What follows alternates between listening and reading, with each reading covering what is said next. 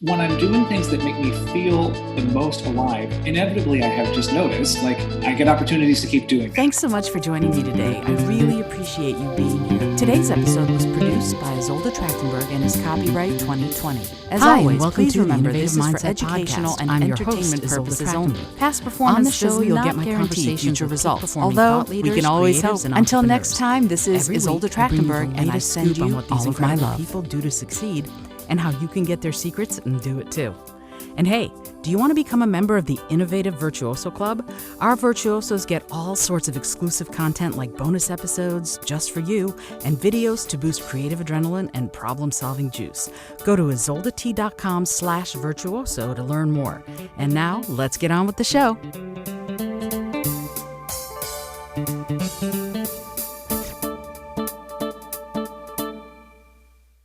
Hello, and welcome to the Innovative Mindset Podcast. My name is Izolda Trachtenberg, and I am thrilled, so happy that you're here. I'm also really excited to introduce you to today's guest, Mark Blankenship. Mark is a journalist, podcaster, and event host. He's the founding editor of The Flash Paper, theflashpaper.com. It's a print-only journal in which artists respond to current events in a variety of genres. He also hosts the podcasts Mark and Sarah Talk About Songs and the Show Tune Countdown. Both are amazing. And his writing has appeared in the New York Times, Variety, Fortune, New York, Playbill, and many others. And you're going to know a lot more about him by the time we're done, but I'm going to give you the website anyway.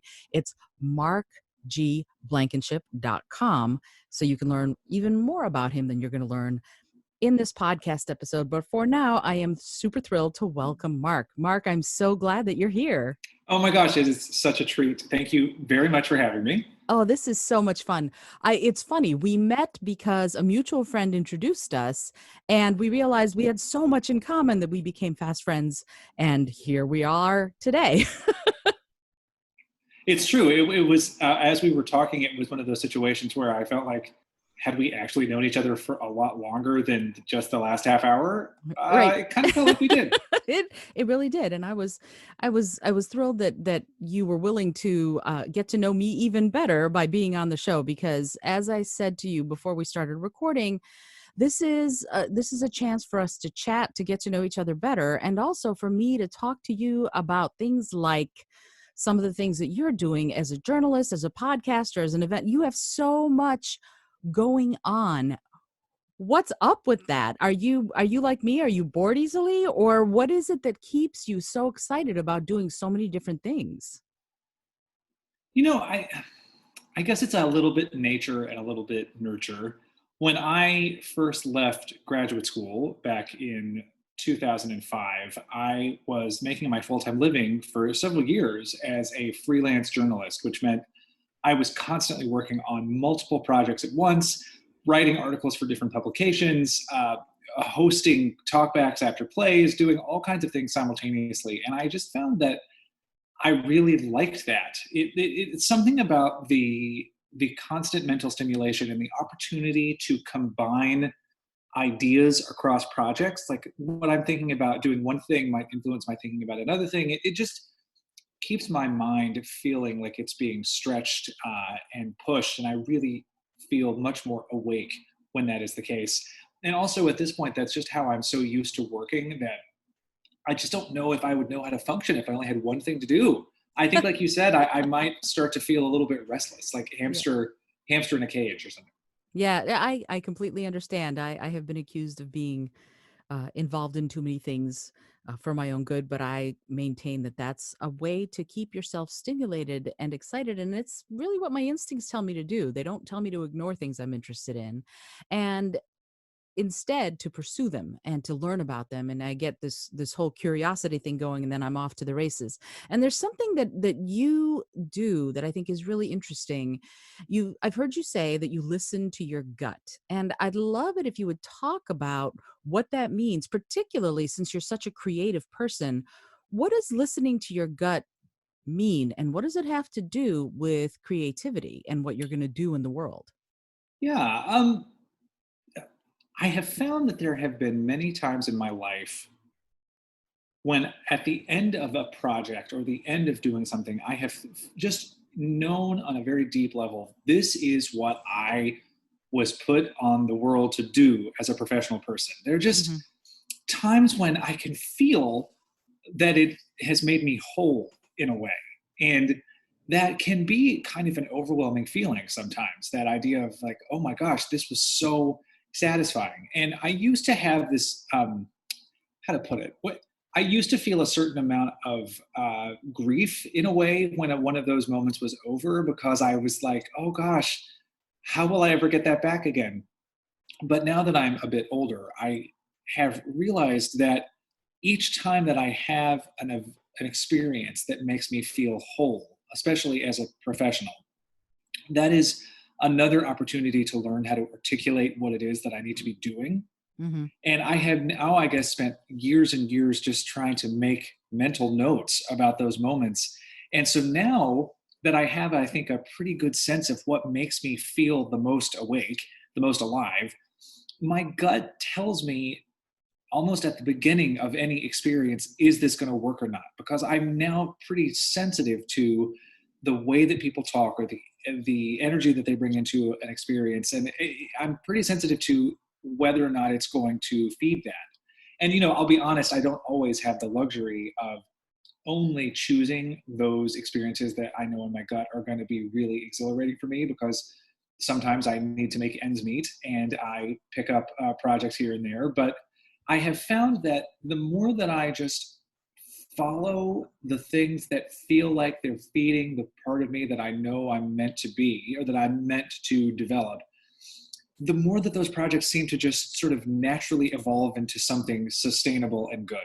I know that's pretty vague, but I hope that answers your question to some extent. It does. And it's interesting because that idea of the more you know, the more, meaning the more you know, I think is great and wonderful. But what happens in those times when you have to pay the rent? How do you reconcile what your gut is telling you to do versus the necessity of sort of the more realistic and practical aspects of living, paying the rent, paying the bills, taking jobs or projects or activities that are designed to do that? How do you console your gut in those instances?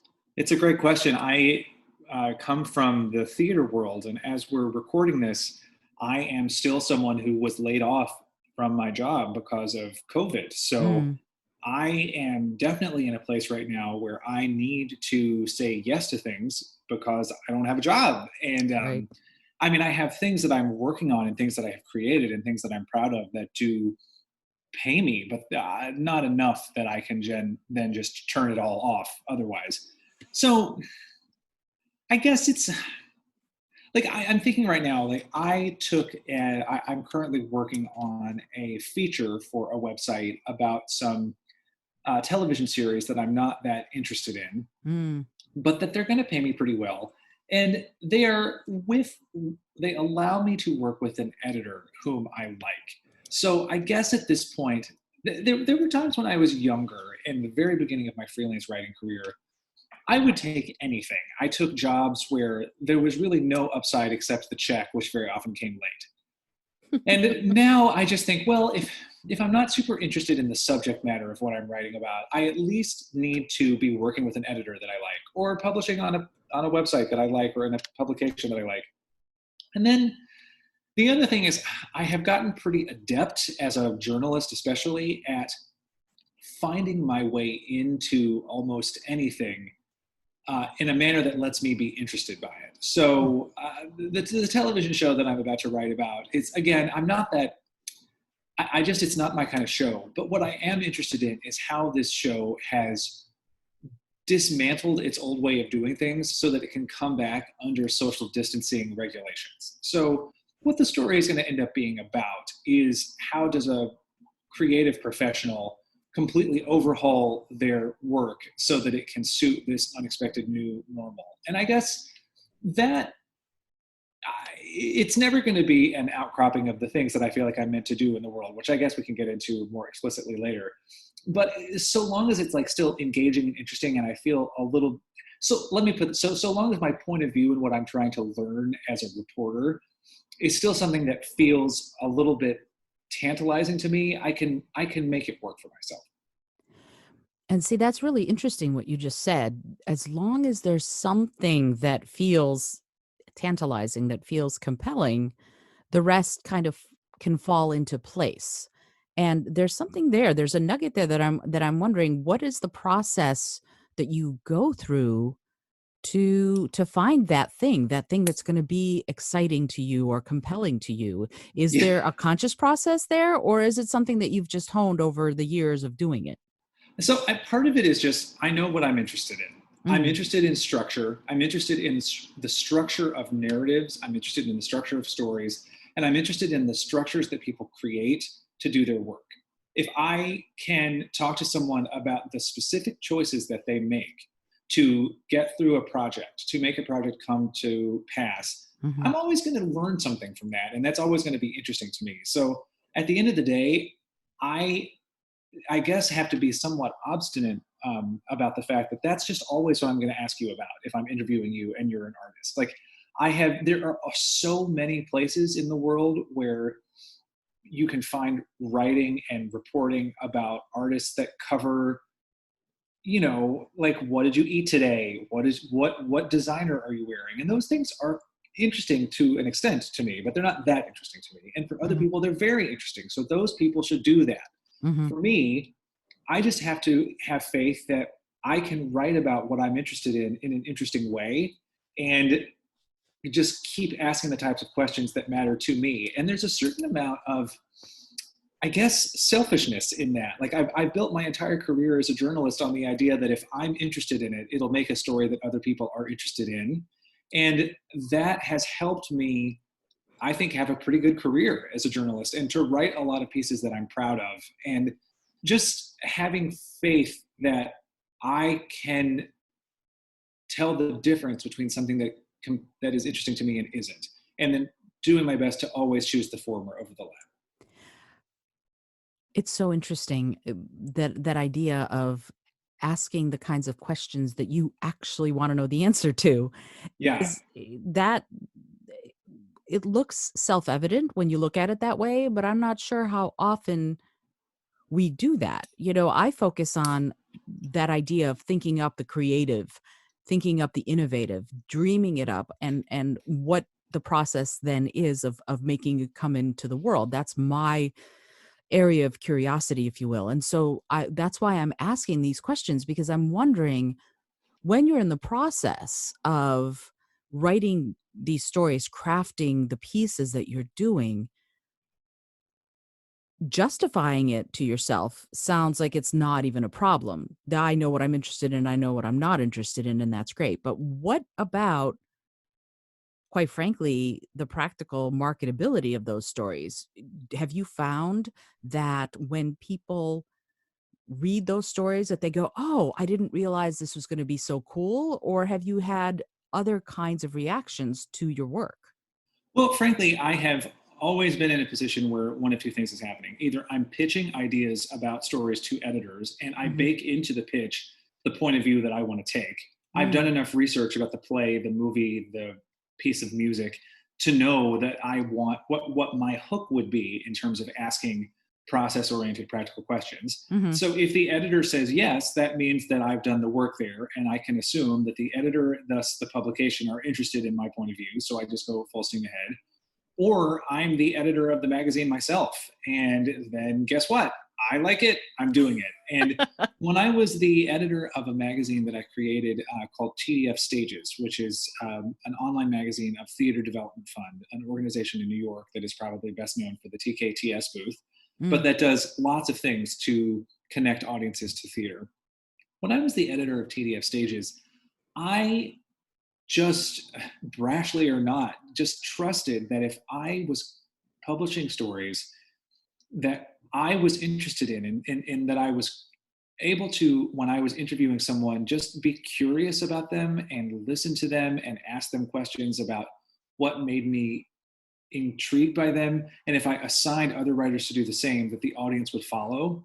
And they did. And the fact of the matter is that TDF Stages is not People Magazine. We never had that massive readership, but I was content to be well, to quote a musical, I was content to be 9 people's favorite thing instead of 100 people's ninth favorite thing. Mm-hmm. And I just trusted, like, I'm not so special that the things that interest me are only interesting to me. Mm-hmm. I'm not like that much of an iconoclast. I think a lot of people are curious about process and the way that art gets made. And I have a knack for talking about those things in an engaging, interesting way. And I'm good at interviewing people because I care about what they have to say, and I'm curious I'm curious about what they have to say.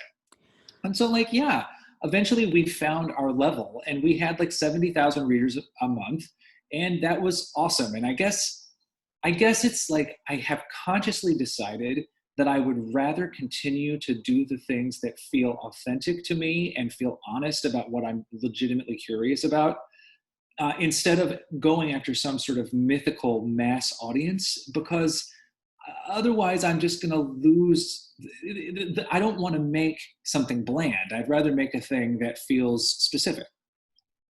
Absolutely. And that idea of specificity becomes even more important as we drill down into that thing that makes us curious to begin with. So I completely understand what you're saying, and yet many people have doubts. So when you have doubt about your gut instincts, how do you deal with them? Or do you let them move you because they're responses to what you wanted to do or what you thought you wanted to do, or do you go with the original plan because that's what your gut told you to do? I guess it almost depends on the day, really. I mean, right now, I certainly have days when I think I will never get another job. I'll never work again. Everything I've ever done was for naught. The theater's dismantled. Like, I definitely have those dark moments. Mm, But then it's like I just keep coming back. I try to just come back to, okay, well, again, I have been fortunate enough to have a lot of things happen to me as a professional that I found exhilarating. So, what is it about those things that I can try to recreate? Not the specifics of the project, although sometimes it's that, but like, what is the context that I can put myself in that will allow me to feel that way again? Because that, when I'm doing things that make me feel the most alive, inevitably I have just noticed, like, I get opportunities to keep doing that, and I get money comes and opportunities come, and like one thing leads to another. So I, the doubt is sometimes very strong, but when I am able to get a little perspective, which fortunately, as I'm older now, I can usually get out of the doubt spiral mhm. pretty quickly. It just comes back to, okay, well, make a plan, sit down, think through what is it that you want to feel about the work that you're doing today. What do you want to have accomplished at the end of the day that you will feel good about? And for me, that often means, like, have I made space for someone else to be heard today? That is a thing that I often use as a touchstone, because I know in my heart and my gut that that's what I'm supposed to be doing. So, okay, sometimes I have doubt and I think, oh my God, I'll just go try to get a job doing X, Y, and Z thing that I don't really care about, but that will be stable and secure. And then I think, okay, or I can pursue this other thing and trust that I'll continue to have the stability and security that I found multiple times over and over. Like, I've been fortunate enough to always be fine. So despite the moments of crippling doubt. So I think, okay, well, I want to make sure that people feel heard. I also want to make sure that I am honoring my love for and skill for talking to people, interviewing people, making them feel relaxed. What can I do that might fuse those two things together? And then this is such an important part of it, Isolde. Then I think, well, who do I know that I can ask questions about? To whom can I ask questions as I navigate what I'm trying to figure out? And one of the things that has helped me keep doubt at bay is remembering that I'm not alone, and I don't have to do it by myself. That the capital R romantic myth of the lone hero who accomplishes everything in isolation is actually very damaging. And so anytime that I have conversations with people, and I just try to go into it in a way of, I like this person, they're interesting, they seem to have a good perspective. I ask them, can we just have a conversation about this idea or this thing? And by this idea, I don't mean this specific project I'm working on. I mean, like, I want to talk about how we make sure as theater people that we let people's voices be heard. Those conversations end up making me feel so much better because they remind me I'm not the only person in the world who thinks about these things. And they so often help me see a path forward to collaborating with someone, to creating something. So I guess this is my very long-winded way of finally realizing what I'm trying to say in answer to your question about doubt, which is I feel doubt, and then I try to use things I know to be true about myself and the input of people I care about as a way to help me move through it. I feel like I need to put a big punctuation, full stop. Yeah, absolutely. That makes so much sense because perspective seems like it's a big part of that, and so are relationships, right? So if you have Right. these relationships with people that can maybe assuage the doubt or be part of working through the doubt, then you're still able to keep creating in the world. And there's something that you said, Mark, that I kind of want to tease out a little bit more. You said, "Oh, but we can talk about what I'm meant to do in the world later." And Mm. I can't think of a better time to ask, what are you meant to do in the world? You personally, Mark Blankenship, what is your sole purpose? So I just really believe that I am meant to make people feel safe when they need to explain who they are and what they believe. Hmm. And I believe that I am supposed to create environments where people feel empowered to speak and people know that they are being heard. I have a knack, like I keep saying, for talking to people, for listening to people. I'm endlessly curious about what people are thinking and what they're doing. So I just want to keep putting that out there so that other people can then be like, so that people can say what they need to say. And I also believe that I am meant to be building frames that other people can then fill with things. I get a real kick out of being the person who creates the context for something and Hmm. then inviting other people to fill it up with whatever they need. And that is, you know, I brought up the capital R romantic hero a minute ago, and it is, we don't live in a world that encourages us to, let me put it this way. I have felt a lot of pressure in my professional life to be the star, to be the one who's doing it, to be the CEO. And that pressure has come at me because of things I've internalized. I wasn't, the way I've interpreted things, but it's been so liberating for me to keep remembering that I am at my happiest and doing my best work and doing things that really I feel matter when I am using my individual energy and skill to create a crucible for other people. Okay, I get it. And yet, what does that mean? Because if you are creating a crucible, does that mean let me give you an example from my own life. I will start the organization, make it so that it flourishes, and then hand it off so I can go start something else kind of person. Mm-hmm. Is it that kind of paradigm that we're talking about, or is there something more internal and perhaps psychological at work in the way you begin these things to create this space, to hold space for other people to have their say? I think I kind of inadvertently started getting at the answer to this question a moment ago. I have struggled in my whole life with a feeling of intense alienation Hmm. and isolation. So, Mm. what I'm constantly hungry for is a group that accepts me. And even though I have those in my personal life, the embedded hunger is so deep that I feel like what has happened professionally is I have now become someone who's really good at making groups and letting other people feel welcomed in them. And so I don't want to leave because I want to be in the group too. Mm. It's just, so I feel like what I can consistently drawn to are environments where I can be generative and creative and a leader, but I can be a leader in the context of a larger group of people. And I feel like as a leader, I'm successful when I'm like listening to other people, when I know what they want, when I know what they're trying to say. I'm thinking specifically about, for instance, the community that we've built around Mark and Sarah Talk About Songs, which is my pop music podcast that I co-host with my friend Sarah.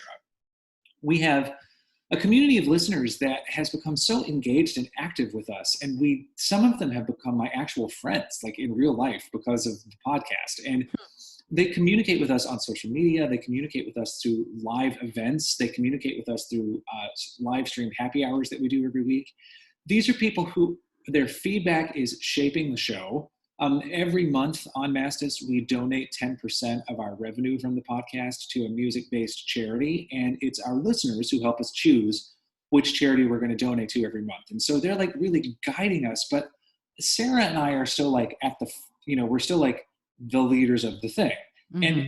And for me, that interplay of like getting to be creative and really getting to be the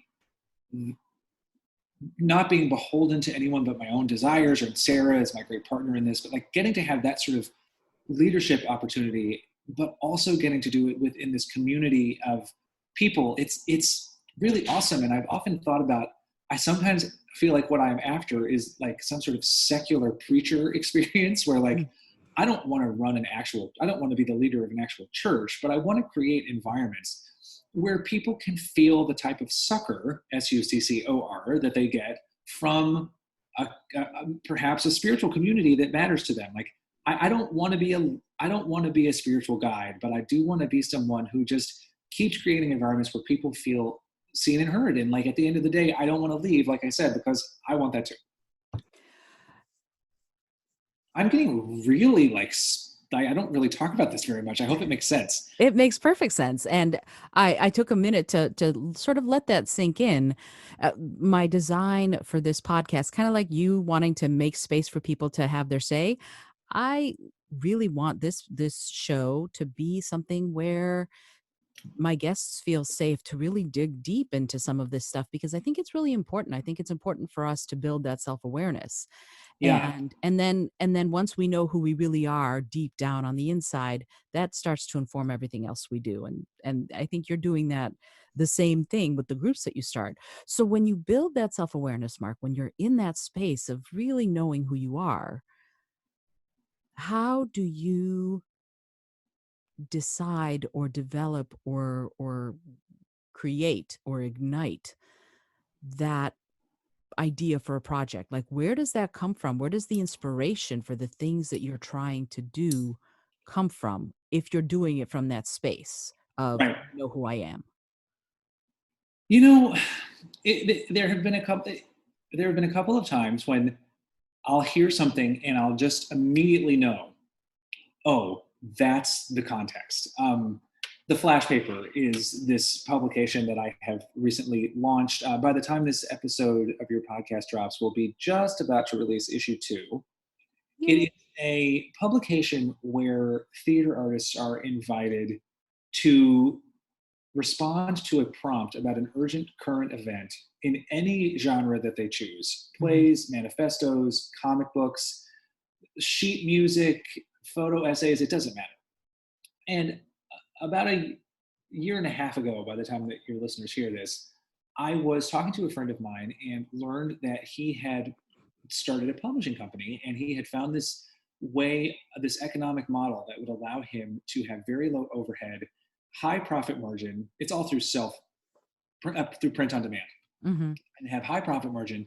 And it immediately occurred to me, oh, if you have a high profit margin and no overhead, that means you can divvy up the profits among a group of contributors. It just instantly, I was like, that is a thing that would be awesome. So now I am the editor of a publication that has 10 to 12 contributors per issue, and we divide up the profits equitably among everyone, including myself and my designer, who's my partner in the project. So there's like this opportunity now to like make this thing that gets all of their voices heard. And I realized kind of after the fact, it's exactly all the stuff we were just talking about.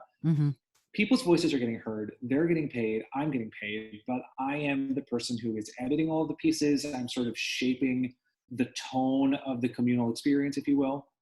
And the inspiration for that just happened. It just like, I feel like I think about these things so much, and I think so much about what it is that I'm trying to do, that I was prepared for the luck when it arrived, if that makes sense. Well, it sounds like there was a convergence of a bunch of information that you would have needed to know, like the low overhead, high profit possible printing situation, and then knowing that there was a community of people who might not always have their views heard or who might need that space. And it sounds like it comes right back to this idea of holding space for other people to have their Yes. say. And so let me ask you, you were talking about collaboration. And when you are the one in charge, how do you develop an atmosphere of collaboration, an environment of collaboration with the people who are working with you? What do you do to make that happen, to foster it? Right. So, interestingly, the two projects that I'm working on right now that are the most satisfying to me and seem to have the brightest financial prospects, certainly earning me the most money right now, I am the co pilot of both of them. Hmm. Sarah is the other member of Mark and Sarah Talk About Songs, and she and I have this wonderful working relationship where we really listen to each other. We talk through things thoroughly. We check in with each other. We get things completed very quickly when we tell the other person that we're going to do them. We just have built a really great amount of trust together. Hmm. So that vibe that we have together then dictates how we work with our listeners, that we ask them questions and then we're very clear about our responses, and it's like that sort of shared clarity of communication. And it's also true with Ben, who is my collaborator with on the flash paper. Like, we just also again have this very clear, very upfront relationship in terms of how we work together, that it just, we keep each other honest, and we're very like compassionate with one another, and it's awesome. So I am thinking though also about when I was the editor of TDF Stages, when I was editing people, I just felt like it was important for me to call them on the phone with edits to their pieces, and to start each editing session by asking them, what is it that you most want to communicate with the piece that you've written? And I wouldn't jump right in and be like, here's what I want to change, here's what I want to edit. I mean, I would definitely have ideas, but I would always say, like, again, what is it that you're trying to say here? And I would just listen to them as they told me what they wanted their piece to articulate. And very often, if it was a piece that needed some help, they would say more clearly than they had written what they were trying to get across. And then I would go from that as a way to offer my editing notes. And then crucially, I would ask the writer, based on our conversation, to make the edits themselves rather than doing it myself. So it was an attempt to guide a piece toward where I knew it needed to go, but allowing myself to learn from the writer what the final shape that it would take. Like, I didn't want to step in assuming that I already knew the answers when I was editing a piece. I wanted to step in and say, okay, tell me more. And then together we can get there. And that's actually the approach that I took with the pieces that are in the flash paper, because I edited all 12 of them.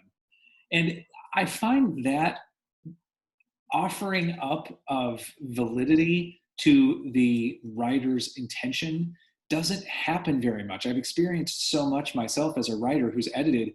A lot of times editors just quote unquote fix it and give it back to you. And then you're like, well, okay, this changes a lot of what I was trying to say. And I understand that a lot of editors are under time pressure.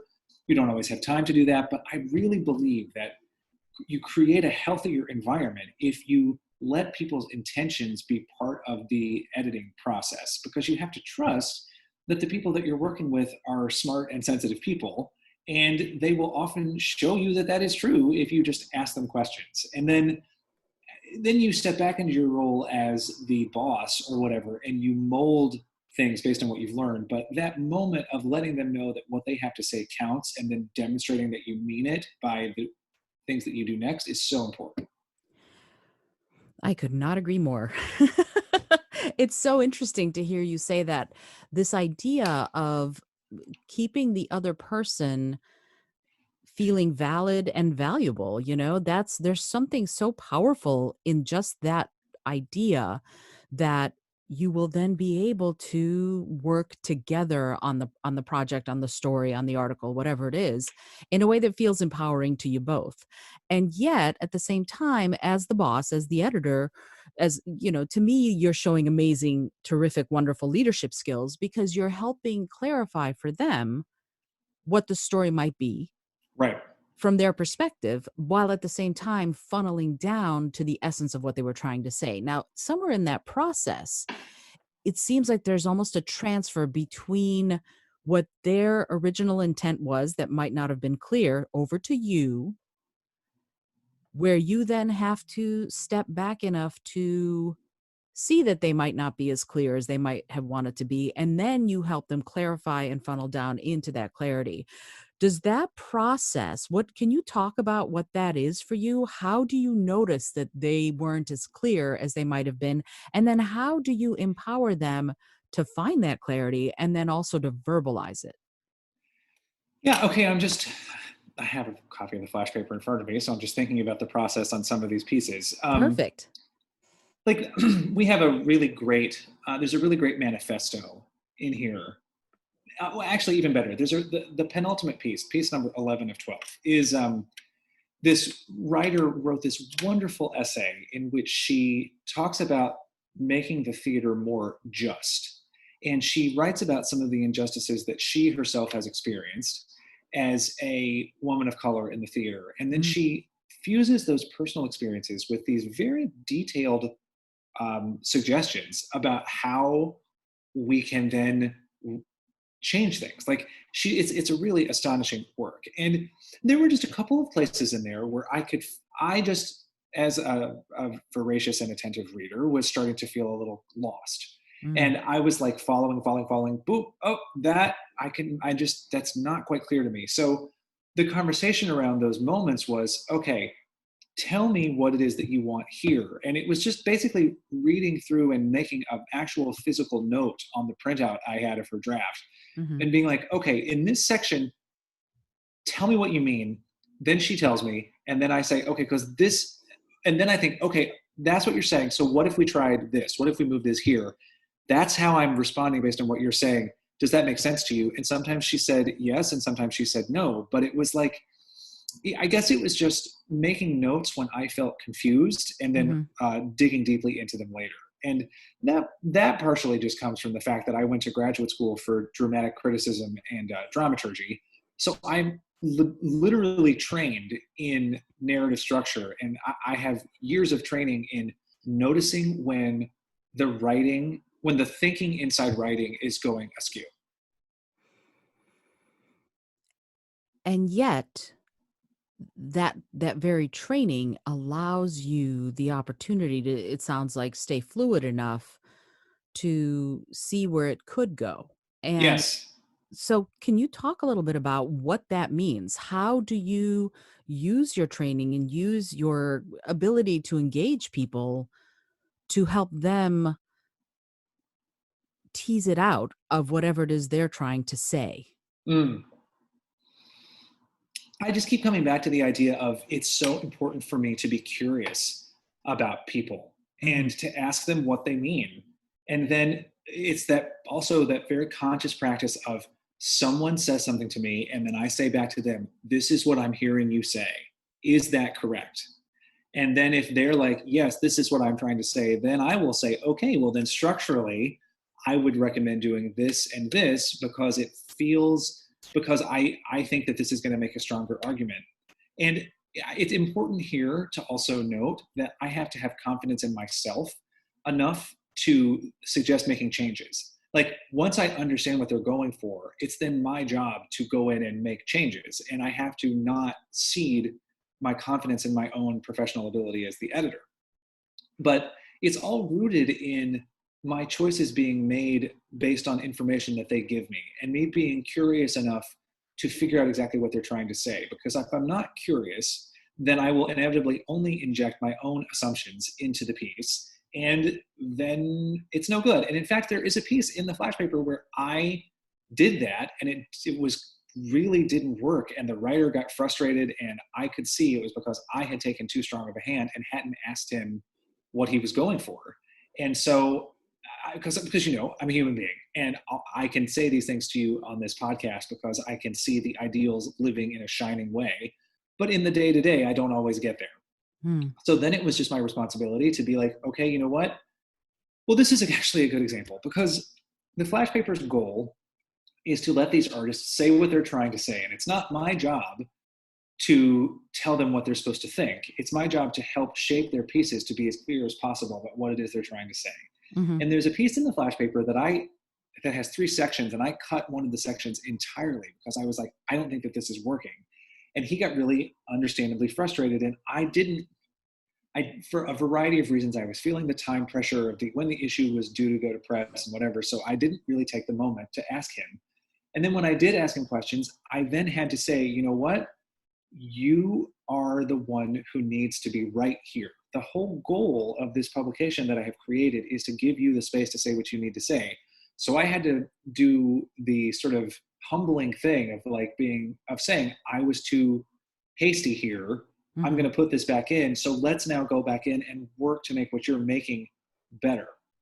Now, at the end of the day, I still think that section should have come out, but that's not the purpose of what I created. Hmm. Like if the purpose of what I had created was to be like Rolling Stone, and I'm like, Rolling Stone would never say that, then maybe I could have made those decisions. But the flash paper isn't like that. We're not about having one editorial voice that everyone adheres to. We're Hmm. about creating a platform for lots of voices to be heard in concert with one another. So then I went back in and I asked him questions, and we got the piece to a place that we were both happy with, but it was rooted finally in me listening to him and making the appropriate changes. It's interesting to me to hear you say what you just said, that it finally was rooted in what he was trying to say and me helping him say it, essentially. Mm-hmm. If the goal were different, like you said, if you were Rolling Stone or if you were another publication, then yeah, it would be obviously a different intent and a different outcome. But I'm thinking in terms of leadership, when you're looking at something like this and you are trying to get a publication out, how much does the goal, the ultimate goal, matter? Is it a guidepost or is it something that you can lay aside because, for example, deadlines? What do you do as far as the goal itself as a beacon for what you're trying to achieve versus the more practical concerns of releasing the publication on time with everything done, et cetera, et Right. cetera? So that's a great question. With TDF Stages, the goal was always to create pieces that would give readers tools that would let them dig more deeply into the art that they were experiencing.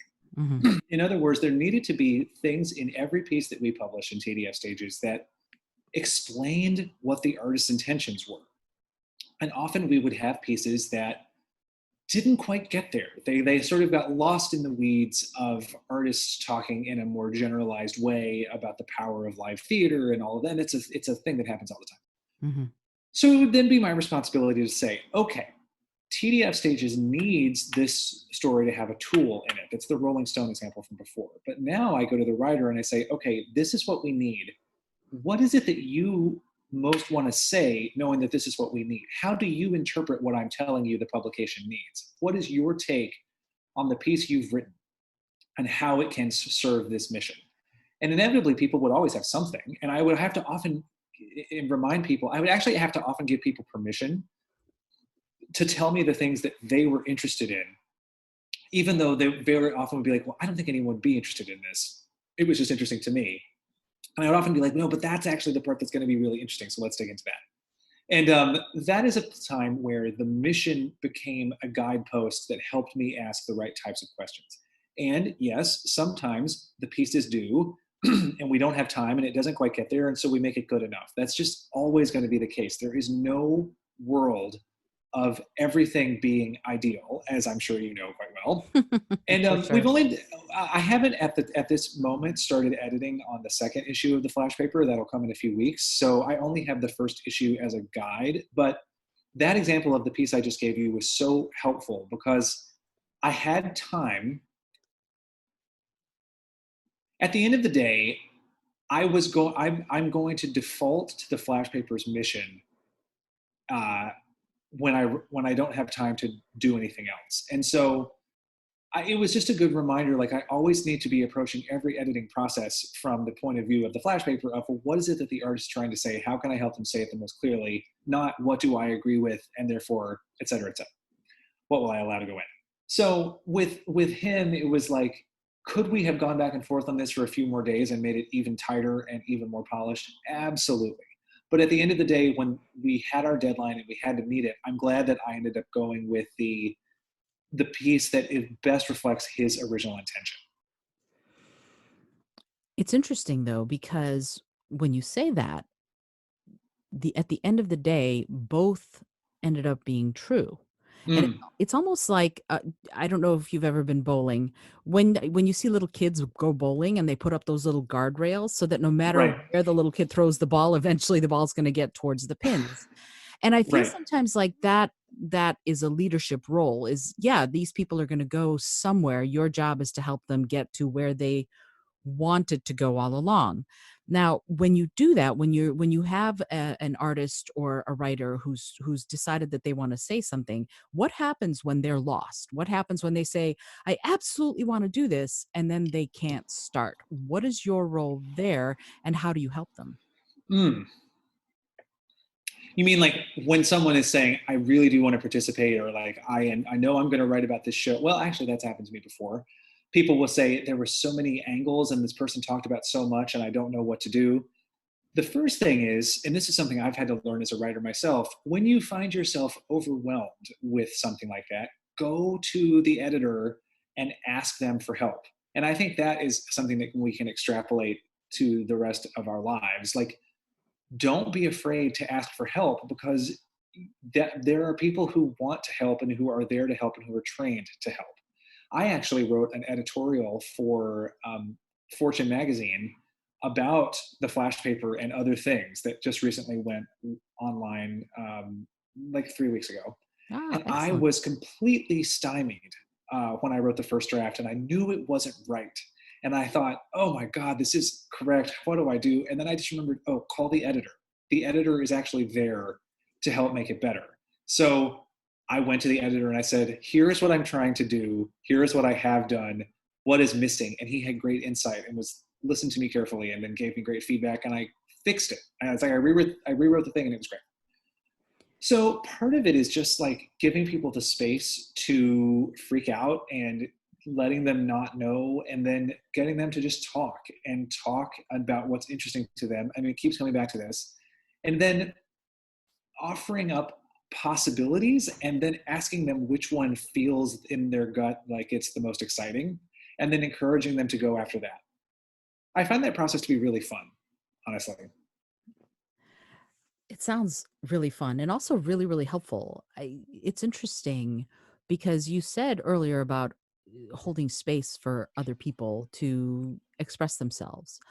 And the flash paper certainly sounds like it's exactly that. You're holding space, but in a very it is a crucible. It's a container for them to work out some of the things that they're thinking about and that they want to say. And yet, there's something else here that I would love to get your thoughts on, and that is the inspiration to do it to begin with. Mm. How does that work for you as a writer and also as, in this case, the boss? The inspiration to, can you tell me a little bit more about what you mean?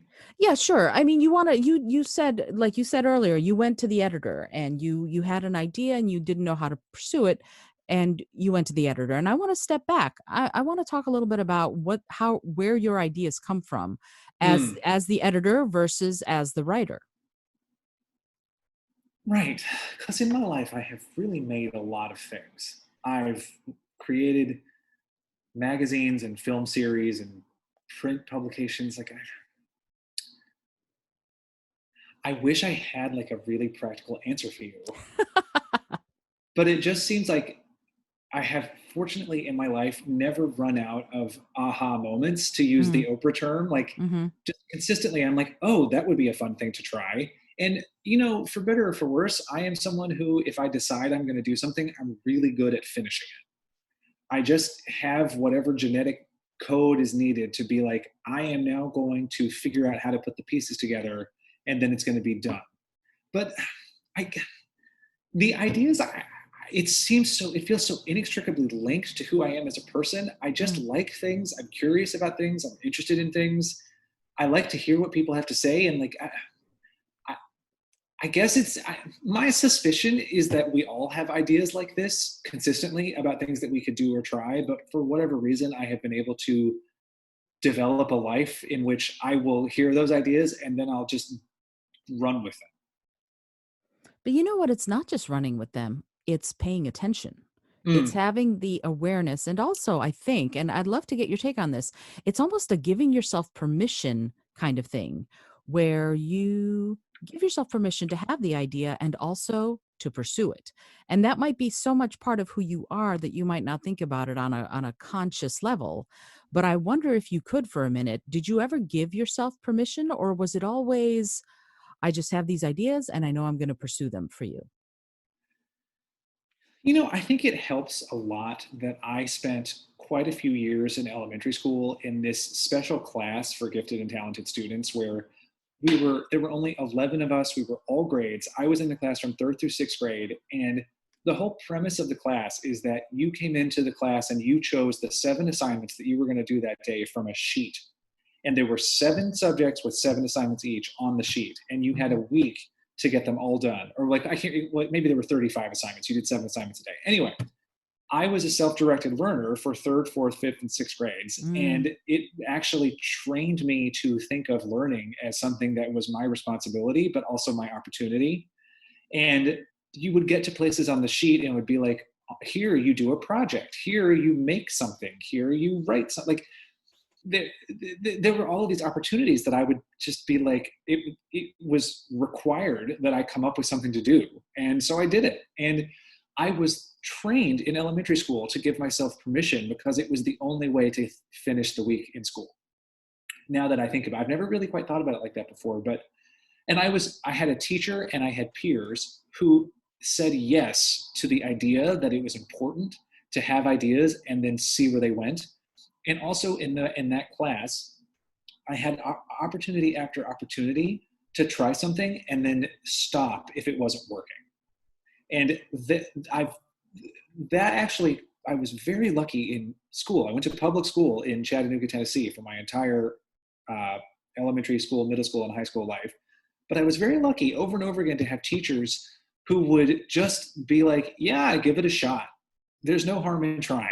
And I think that that has proven to be incredibly valuable for me. My parents too, to their credit, they were just like, yeah, okay, try it. You want to go write a play for your youth theater? Go for it. And I guess I was just in an environment as a child where I was always told that giving it a shot was worthwhile. And I have maintained that outlook. And, like the flash paper, I guess it was just like, this is going to be hard and I don't know how it's going to happen, but what do I have to lose is what I felt. And like, okay, if it doesn't happen, c'est la vie. I don't know. It's just like that was the attitude I had. And I don't always have that. Sometimes I get really caught up in what are people going to think, and that completely shuts me down. But very often I will give myself that kind of permission. And I guess I'm also drawn to collaborators like that because Sarah and I were on the phone one day talking for 45 minutes about a Lenny Kravitz song. And then we realized that could be a podcast.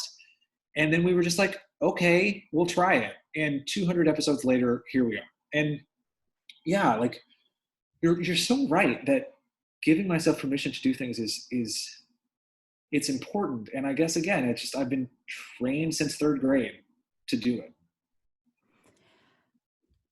Well, yes and no. Okay. You haven't, yes, you have been trained, but also, and also, you consciously do it consistently. And it may be unconscious for you nowadays, but consistently you decided, I know what let's do. I'm going to start a podcast about this. I'm going to start a podcast about that. I'm going to write this story. I'm going to make space for others. All of these things are things that you are deciding. And as a natural leader, yet at the same time, a natural collaborator, they must coexist in some way that works for you. Mm. And I'm wondering how does the natural leader and the natural collaborator, how do those things coexist in one person? Do you understand my question? Yes. How is it that I'm a leader and a collaborator simultaneously? Yes. Oh, God, I feel like if I had that answer, I would be Buddha, maybe. Maybe. I You know, don't but ask easy questions, do I? I also have this sort of ingrained belief that I'm not supposed to talk about myself very much, or it's going to sound like bragging.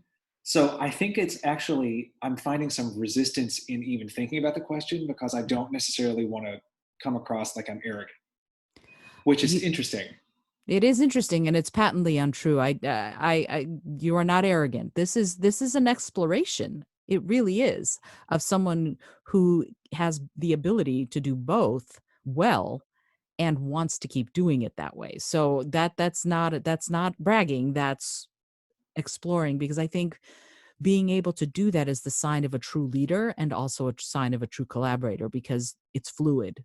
Those skill sets and those talents are fluid, and sometimes you need one and sometimes you need the other. So it's Right. not bragging. Please, please, please, if you have an answer, I'd love to hear it. It has something to do, well, first of all, thank you. I will take you at your word and move forward. Um, it has something to do with knowing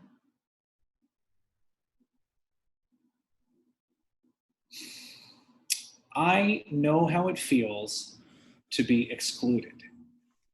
And so I also therefore know what I was missing. And I have an innate sensitivity to how people are feeling. I'm pretty empathic.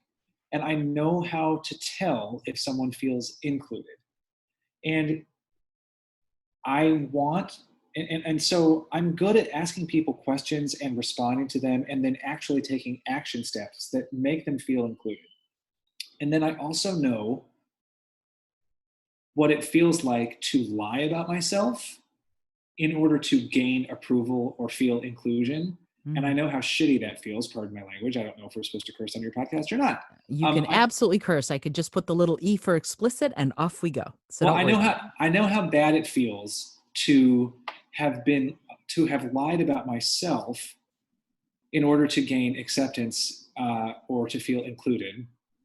So when I am making other people feel included, I also have to take care of myself and be gentle with myself and to not then think that being inclusive means shutting myself down. Mm. Like and so I think that my leadership style is built around consistently checking in with myself and with everyone else to make sure that we're all feeling included. And Mhm. then if the roles are clear, and this is really big for me, I don't do well in environments where my role isn't very clear, where it's Mm. kind of like everybody's the leader, or like, I'm not saying that I need to work in a top down structure, but like, if Sarah and I are the leaders of the podcast, then we're the leaders of the podcast, and I can work with that. But I've had a lot of frustration in a work environment where no one seemed to be in charge of anything. I cannot work that way. Mhm. So once I know exactly what, if I'm the leader and I know that my ideas are and my generative qualities are like, I don't think I'm answering your question. I think I'm reverting back to the the details without getting at the meat somehow. Hmm. And that's interesting, because on some level, I think you're absolutely answering the question, but on the other level, it's this is something that we might need to have like a glass of wine and sit down for the next 6 days and talk about it, because it's a huge topic. The idea of being able to do both simultaneously while staying true to who you are and feeling that you are honoring yourself and your process while at the same time honoring other people and their processes is huge. That I asked you a gigantic question because Yeah. I know you can handle it, but also it's not something that might be something that we should do another entire podcast episode about, because it is this idea of interpersonal connection and relationships in that way, where you really do honor yourself while at the same time honoring the other people in the process. That's not something we do. And it's, I think, probably really hard to articulate. So I don't think you're shying away from it. I think it's a big topic, Yeah. honestly. You I know? also think that there's something about the fact that I am very good at being vulnerable. Mm, I put myself out there constantly. I so often feel exposed, but I feel like I have to do that because otherwise my life is going to be false. hmm And so much of, I'm just like, a lot of this also has to do with being a closeted young person in the South and coming from a family that sometimes would tell me not to let the world know who I was. Mm. I was raised with this sort of twin script of don't let people know that you're gifted because they'll think that you're better than they are, and don't let people know that you're gay because they'll reject you. Hmm. And I just, thank God, have got whatever internal fortitude is required to kick against that, even as it's hurting me. And like, at this point now, I just cannot do that. Like, I just don't want to ever be in an environment where I can't be as smart as I am and I can't be gay. So that leads to me making a lot of choices where I'm just like good at being vulnerable, because if I'm not vulnerable, if I'm not putting myself out there honestly, if I'm not saying who I actually am and what I actually want, then all that's going to happen is that I get something false. And it is worth the terror of being exposed to see what comes. And I just have some sort of inherent ability to rebound from the pain that comes when I am vulnerable and it doesn't work out. And that also then makes me able to be present for the vulnerable moments that really do work out. And it's something about that is what we're talking about too. Absolutely, it is. And that resilience is something that we are not encouraged to explore or to wear. That idea of, yeah, I can fall down and be in pain, and yet I can also come back up from it and rise again. And Yeah. this is, you're touching on again another podcast episode that's going to be 4 hours long, because I think there's something really powerful about that idea of, especially when you have the double whammy of don't don't don't be outwardly gifted, don't be outwardly gay. That message, you had to actively, consciously and unconsciously fight against that and work through it. And there's something really powerful there in that very moment of deciding, no, I'm not going to let this bowl me over. And I think maybe that's another one of those facets of everything we've just been talking about that is so important to explore. Yeah, and then another thing, when I first got to New York and I was working as a critic, a theater critic, I got so much direct negative feedback about how happy and optimistic I was. Mm. I was told that it made me seem superficial. I was told I was too happy to be trusted. I was told that people assume, I got that thing where people are talking about you and they're saying, no one trusts you, that no one's that polite unless they're out to get something. You are in an all about Eve situation. You're just being nice to people to try to get things from them. And I was like, my God, no, I'm just like in a good mood. I'm just a happy person. And I just remember also consciously thinking, well, F y'all, I will not become cynical because it makes you comfortable. And then later on, after I got over that part of it, I was able to see, okay, many people in the world are choose cynicism to protect themselves, because Mm. being vulnerable and liking things sets you up to be criticized and hurt. And Mm. it can feel safer to hide behind cynicism and immediate negativity, because it's hard. Like, if you are constantly saying that you don't like something, that's not vulnerable. You're actually shielding yourself from anything, because you're like, I don't like that, I don't like that, I don't like that, that sucks, that's a bad piece of writing, whatever. Like, that is protection. And it's like, and then I remember, okay, people who feel that way have been so wounded. And I am lucky that I'm not organized that way. And I can still have access to joy and vulnerability.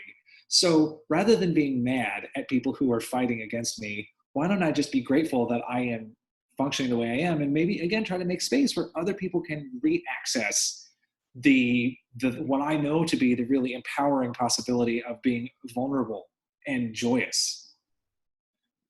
Oh, something like that. That's in there too somewhere. Wow.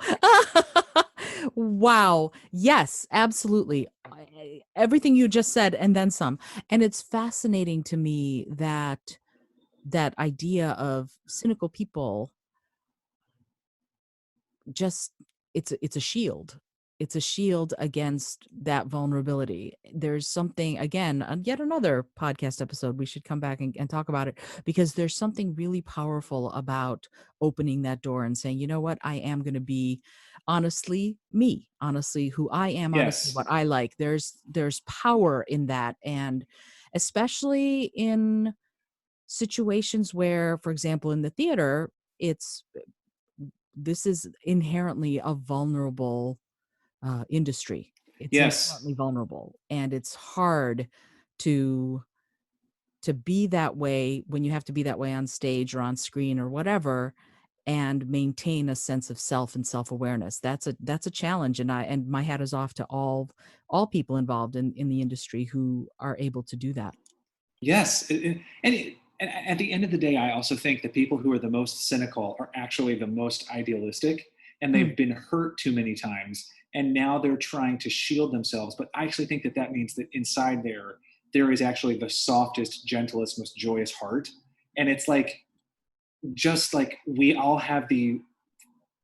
need to give ourselves permission to just try again. Absolutely. Absolutely. Yes. Yes, completely. And that warm, gooey center is often at the heart of somebody who has the hardest exterior, for sure. Yes, Uh, I think we're on the same page about that. I Now, agree. Mark, I can keep you here for the next 4 hours and we could chat, but I know that you you have a day to get back to. I wanted to find out from you. First of all, I want to thank you. This has been such a delight to get a chance to chat with you about all of the things that you're doing, the flash paper, Mark and Sarah. That we didn't really get the chance to talk about the Show Tunes Countdown. Can you talk about that for a minute before we draw this wonderful chat to a close? Sure. As I look at the time, I have 6 minutes. Let's do it. Okay. So, the Show Tune Countdown is a show that I host for iHeartRadio Broadway, in which every week I count down the 10 most crucial musical theater songs in a whimsical category. So I love it. we just did an episode on best dance breaks in a musical. Um, we've also recently done best Andrew Lloyd Webber or most overlooked Andrew Lloyd Webber songs or most underappreciated Andrew Lloyd Webber songs. All kinds of things like that. And the listeners through social media vote for songs that should be on each countdown. And then when I talk about the songs on the countdown, it's also an opportunity to sneak in a little dramatic analysis because I talk about how the I songs love it. function in the story. And, it's a mixture between geeking out because I think that so and so diva is just fabulous and I love listening to her voice. And then also being like, oh, and this song is really interesting because of how it impacts the story here. And it's a combination of the silly, the sublime, and the analytical. I love it. Oh, I'm gonna have to subscribe to that because that warms the musical theater nerd cockles of my heart. And I know that you have a bunch of social media, and I think instead of spending time on that, because I have one last question for you before we head off into the night, I'm going to put all of your social media on the show notes: Twitter, Instagram. Your website is markgblankenship.com. All of that Yes. stuff will be on the show notes, and so I encourage all of you to find his podcast. Obviously, you know that they're wonderful, and also the flash paper. All of that is going to be on the show notes. And I have one last question for you before you have to run off. And it's a question I ask everybody on the show. And it's a silly question, but I find that it often gives a really profound answer. And the question is this: if you had an airplane that could skywrite anything for the whole world to see, what would you say? Mm. Hmm.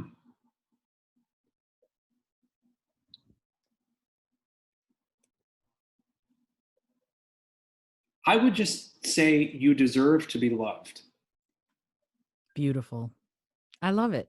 I love it. That there's no more that needs to be said. Mark, I want to thank you so much for being on the show, for taking the time to chat about all of your various projects, and I'm really grateful that you took the time. Oh gosh, it was such a treat. Yeah, this is really fun. I'm so glad. And this is Isolde Trachtenberg for the Innovative Mindset Podcast. I hope that you enjoyed what you heard. If you did, leave a review. Follow Mark on Twitter, Instagram, find his website, find his podcast, find the flash paper. You're going to love getting to know Mark even better from here on in. Until next time, this is Isolde Trachtenberg. And I'm going to tell you, as I always do, keep breathing, keep singing.